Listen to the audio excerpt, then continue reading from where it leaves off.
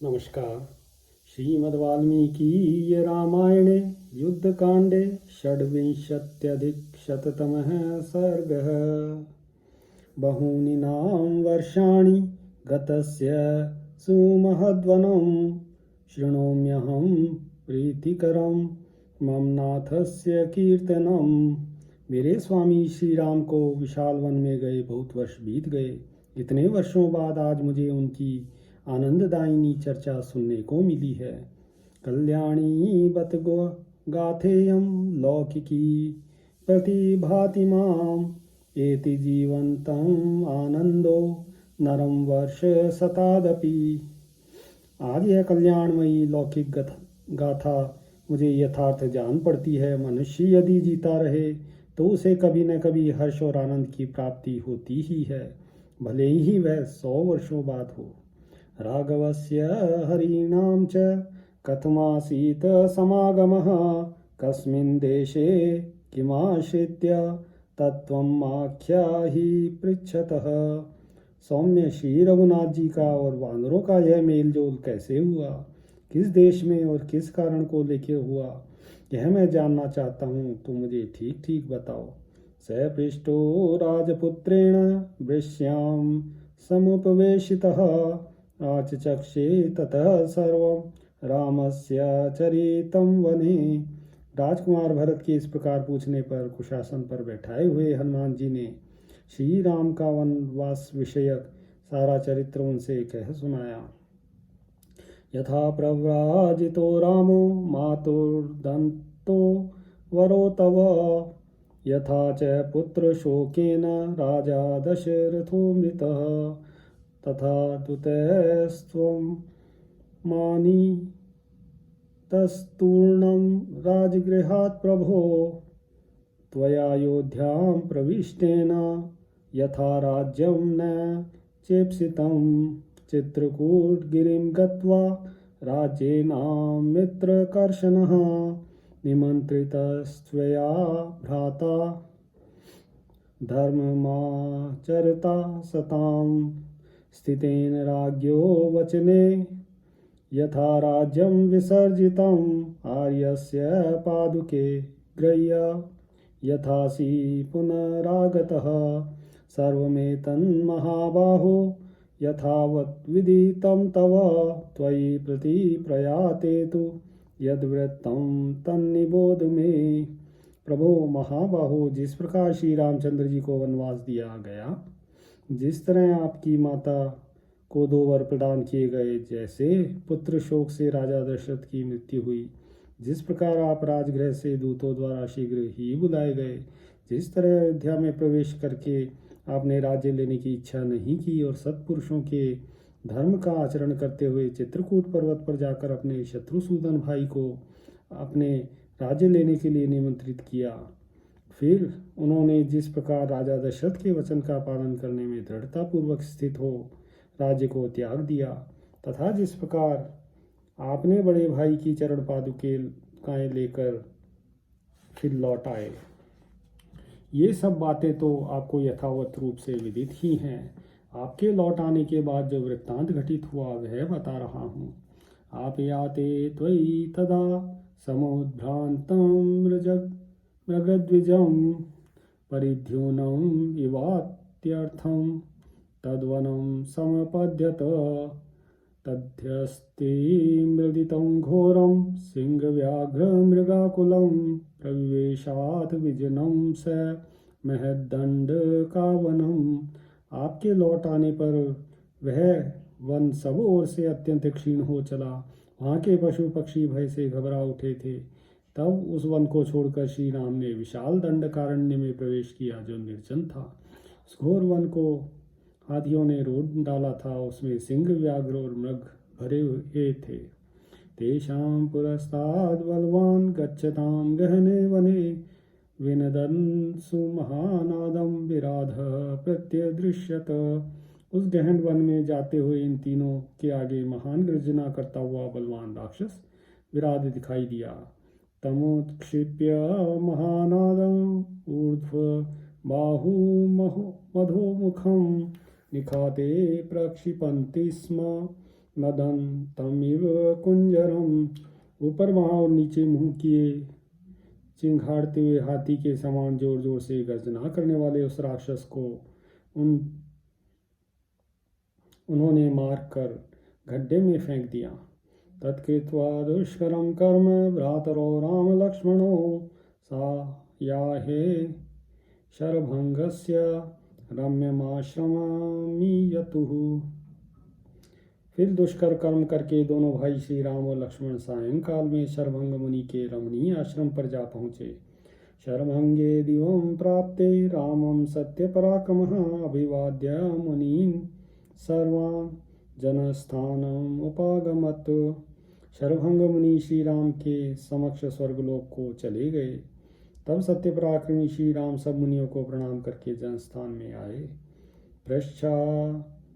शूर्पणखा नाम राम पार्श्वम उपागता ततो रामेण संदिष्टो लक्ष्मणः सहसोत्थितः प्रगृह्य खड्गं चिच्छेद कर्णनासं महाबलः।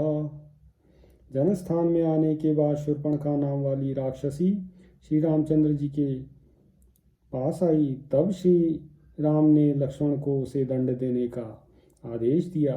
महाबली लक्ष्मण ने सहसा उठकर तलवार उठाई और उस राक्षसी के कान काट दिए। चतुर्दश सहस्राणि रक्षसां भीमकर्मणां हतानि वसिता तत्र राघवेण महात्मना। वहाँ रहते हुए महात्मा श्री रघुनाथ जी ने अकेले ही शूर्पणखा की प्रेरणा से आए हुए भयानक कर्म करने वाले 14,000 राक्षसों का वध किया।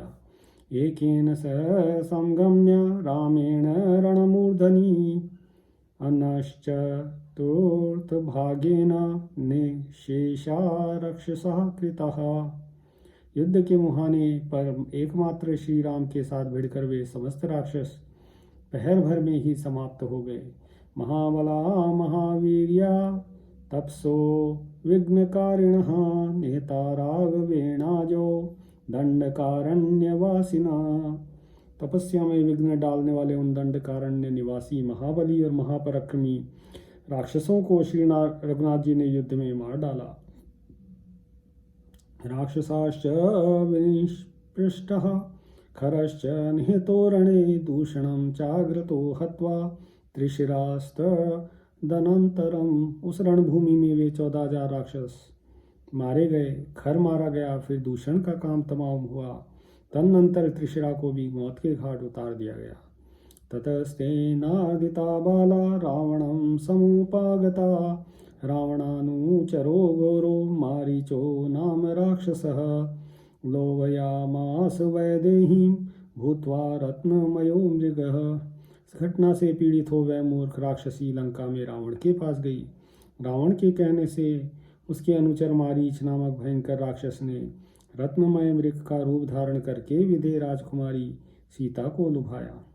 सा रामम अब्रवीत् दृष्ट्वा वैदेही गृह्यतामिति अयम मनोहरः कांत आश्रमो नो भविष्यति। स्मृग को देखकर सीता ने श्री राम से कहा, आर्यपुत्र, स्मृग को पकड़ लीजिए, उसके रहने से मेरा यह आश्रम कांतिमान एवं मनोहर हो जाएगा। ततो रामो धनुष्पाणि मृगं तमनुधावति सैतं जगान धावन्तं शरण्यनानत पर्वणा। तब श्री राम ने हाथ में धनुष लेकर उस मृग का पीछा किया और झुकी हुई गांठ वाले एक बाण से उस भागते हुए मृग को मार डाला।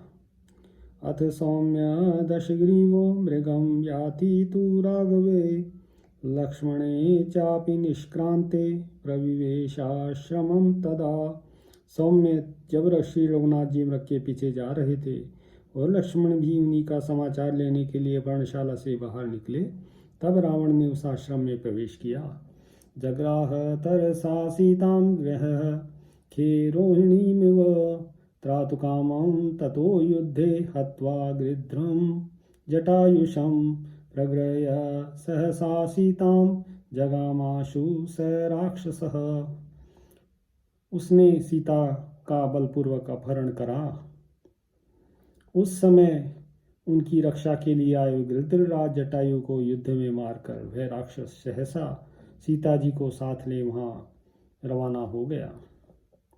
ततस्त्वद्भुतसङ्काशः स्थितः पर्वतमूर्धनि सीतां गृहीत्वा गच्छन्तं वानरः पर्वतोपमः ददृशुर्विस्मिताकारा रावणं राक्षसाधिपं।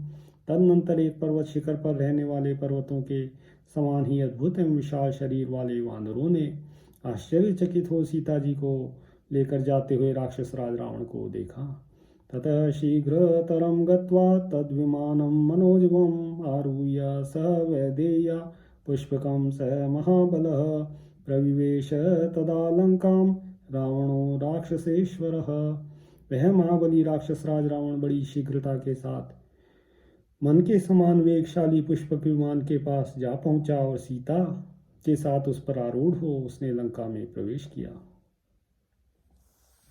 तां सुवर्ण परिष्कारे शुभे महति वेश्मनि प्रवेश्य मैथिलीं वाक्य सांत्वयामास रावणः। वहाँ सुवर्ण भूषित विशाल भवन में मिथिलेश कुमारी को ठहरा कर रावण उन्हें सांत्वना देने लगा।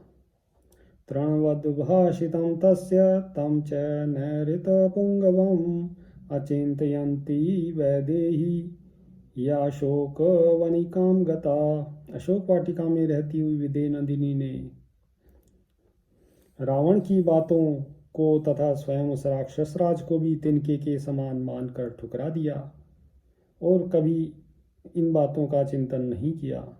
न्यवर्तत तदा रामो मृगं हत्वा तदा वने निवर्तमानः काकुत्स्थो दृष्ट्वा गृध्रं स विव्यथे गृध्रं हतं तदा दृष्ट्वा राम प्रियतरं पितुः। उधर वन में श्री रामचंद्र जी मृग को मार कर लौटते समय जब उन्होंने पिता से भी अधिक प्रिय गृध्रराज को मारा गया देखा तब उनके मन में बड़ी व्यथा हुई। मार्गमाणस्तु वैदेहीं राघव सह लक्ष्मणः गोदावरीमनुचरन् वनोद्देशांश्च पुष्पितान्। लक्ष्मण सहित श्री रघुनाथ जी विदे राजकुमारी सीता की खोज करते हुए गोदावरी तट के पुष्पित वन प्रांत में विचरने लगे। आसेदतुर्महारण्ये कबंधं नाम राक्षसं ततः कबंध वचनाद राम सत्य पराक्रमः ऋष्यमूक गिरिं गत्वा सुग्रीवेण समागतः। खोजते खोजते वे दोनों भाई उस विशाल वन में कबंध नामक राक्षस के पास जा पहुंचे। तदनंतर सत्य पराक्रमी राम ने कबंध का उद्धार किया और उसी के कहने से वे ऋष्यमुख पर्वत पर जाकर सुग्रीव से मिले। तयो समागम पूर्वं प्रीत्या हार्दो व्यजायत भ्रात्रा निरस्तः क्रुद्धेन सुग्रीवो वालिना पुरा इतरेतर संवादात् प्रगाढ़ प्रणयस्तयो।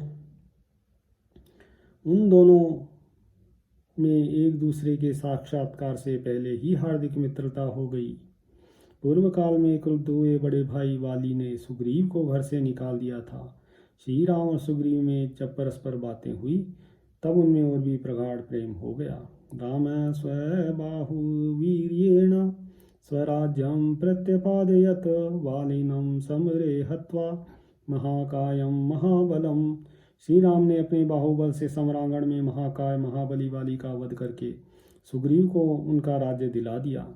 सुग्रीव स्थापितो राज्ये सहित सर्ववानरः रामाय प्रतिजानीते राजपुत्र्यास्तु मार्गणम्। श्री राम ने समस्त वानरों सहित सुग्रीव को अपने राज्य पर स्थापित कर दिया और सुग्रीव ने श्री राम के समक्ष यह प्रतिज्ञा की कि मैं राजकुमारी सीता की खोज करूंगा। आदिष्टा वानरेन्द्रेण सुग्रीवेण महात्मना 10 कोट्यः प्लवंगानां सर्वा प्रस्थापिता दिशः। तदनुसार महात्मा वानरराज सुग्रीव ने 10 करोड़ वानरों को सीता जी का पता लगाने की आज्ञा देकर संपूर्ण दिशाओं में भेजा।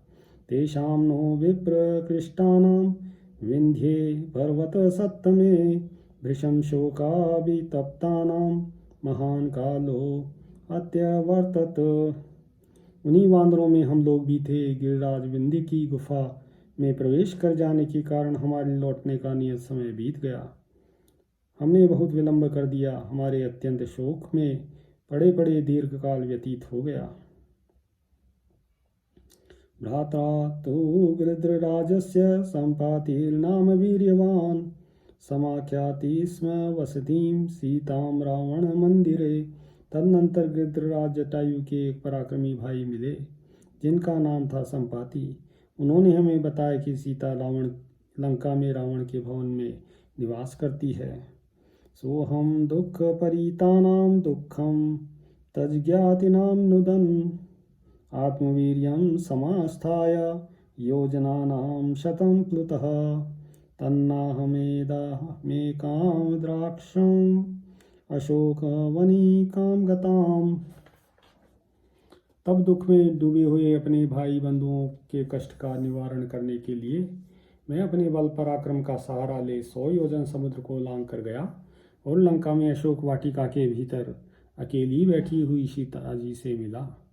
कोशे अवस्थां मलिनां निरानंदां दृढ़व्रतां तया समेत्य विधिवत् पृष्ट्वा सर्वमनिन्दिताम् अभिज्ञानं मया दत्तं रामनाम आंगुलीयकम् अभिज्ञानं मणिं लब्ध्वा चरितार्थो अहमागतः। वे एक रेशमी साड़ी पहने हुए थी, शरीर से मलिन और आनंद शून्य जान पड़ती थी तथा प्रतिवृत्ति के पालन में दृढ़तापूर्वक लगी थी। उनसे मिलकर मैंने उन सती सातवीं देवी से विधिपूर्वक सारा समाचार पूछा और पहचान के लिए श्री राम नाम से अंकित अंगूठी उन्हें दी। साथ ही उनकी ओर से पहचान के तौर पर चूड़ामणि लेकर मैं कृतकृत्य हो लौट आया। मया च पुनरागम्य रामस्याक्लिष्टकर्मणः अभिज्ञानं मया दत्तम् अर्चिष्मान स महामणि। अनायासी महान कर्म करने वाले श्री राम भगवान के पास पुनः लौटकर मैंने वह तेजस्वी महामणि पहचान के रूप में उन्हें दे दी। श्रुत्वा तां मैथिलीं राम त्वाशंसे च जीवितान्तम् अनुप्राप्तः पीत्वामृतम् इवातुरः। जैसे मृत्यु के निकट पहुंचा हुआ रोगी अमृत पीकर पुनः जी उठता है, इसी प्रकार सीता के वियोग में मरणासन्न हुए श्री राम ने उनका शुभ समाचार पाकर जीवित रखने की आशा की। योध्योजयिष्यन्नुद्योगं दग्ध्रे लंकावदे मनः जिघांसुरेव लोकान्ते सर्वान् लोकान् विभावसुः। फिर जैसे प्रलय काल में संवर्तक नामक अग्निदेव संपूर्ण लोकों को भस्म कर डालने के लिए उद्यत हो जाते हैं, उसी प्रकार सेना को प्रोत्साहन देते हुए श्री राम ने लंकापुरी को नष्ट कर डालने का विचार किया।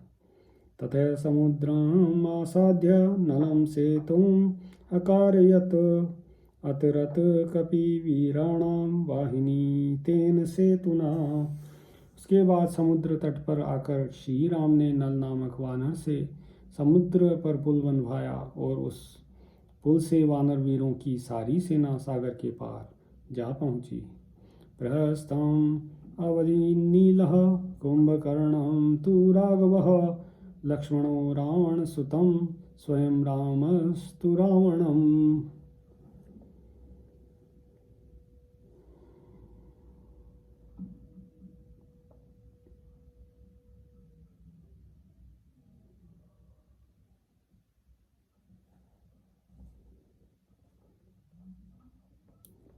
महायुद्ध में नील ने प्रहस्त को, लक्ष्मण ने रावण पुत्र इंद्रजीत को तथा साक्षात रघुकुल नंदन श्री राम ने कुंभकर्ण एवं रावण को मार डाला।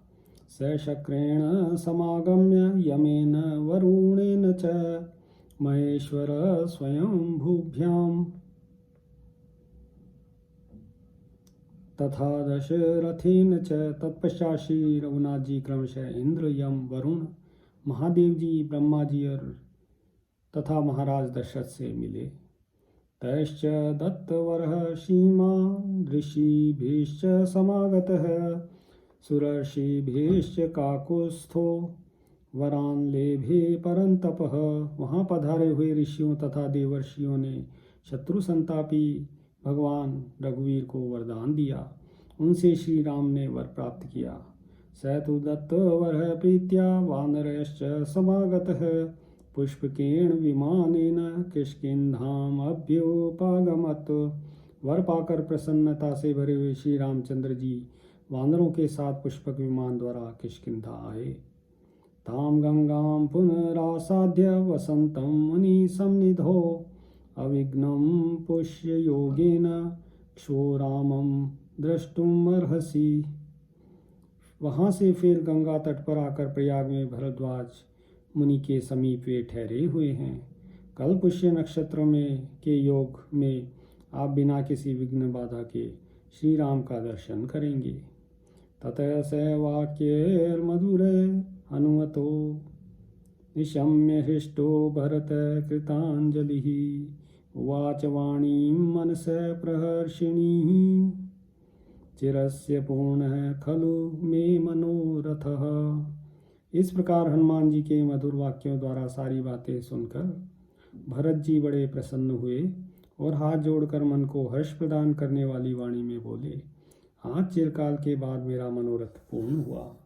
इत्यार्षे श्रीमद् रामायणे वाल्मीकिये आदि काव्ये युद्धकांडे षड्विंशत्यधिकशततमः सर्गः। सियावर रामचंद्र पद जय शरणम्।